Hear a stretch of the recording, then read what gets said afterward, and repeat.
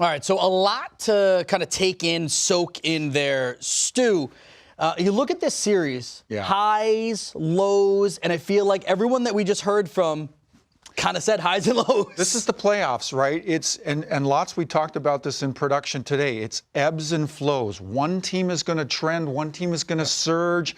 You've got to kind of impose your will. You've got to take back that space. And, you listen to Coach Cassidy coming out of Game 2. They didn't like the way they played, but here's where Boston is really strong. They snap back to their true identity.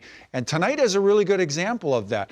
Boston doesn't start the way they want to. The Leafs come out like gangbusters, but Boston finds a way to surge back into this one. And I'll tell you what, after the 1-0 goal, attempts are 17-6 in favor of the Boston Bruins, playing in Toronto. This is a team that can take a moment and say, okay, guys, we're on our heels. They've got the kind of leadership, they've got the kind of individuals that can create that surge, that flow back the other way, that trend in your favor.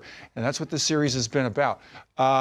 You got to give Boston a whole lot of credit. I know you got two guys you want to kind of point to specifically that were instrumental in kind of mounting those important surges, like the one that I referenced in the first period.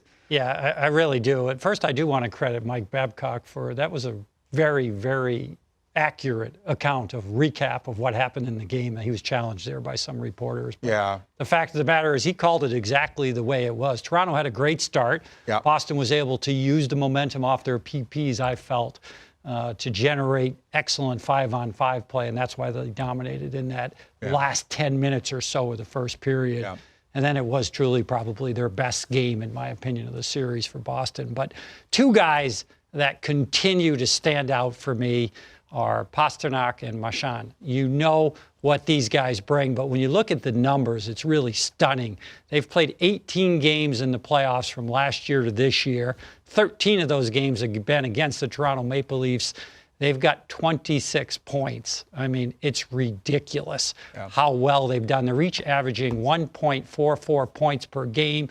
If you want to run that out of 82 games just to feel how good these guys have been, that's a 118-point clip for all you mathematicians out there. I know you already figured that out. But the fact of the matter is these guys are off the charts in the playoffs, but particularly against Toronto. Toronto has to find a way to slow them down if they want to win Game 7. There's just no ifs, buts, or ands about it. The reason this series, in my estimation, is kind of trending in Boston's direction at this moment is because guys like that have kind of stood out. They've got the experience, they've got the background that kind of puts them in a position, but they're also big game players. They are big game hunters. Really inspired moments tonight, like Marchand getting in off the draw, quick little snapper through traffic, that gets you back to even. Pastrnak on the Krug goal, the Krug power play goal, the second power play goal for them tonight. It's the look away, not selling shot to Anderson. It catches Anderson off guard, kicks out to Krug. It's a really subtle thing, but perfect execution, and it ends up being the difference in this one without question. More guys like that. I mean, let's be clear.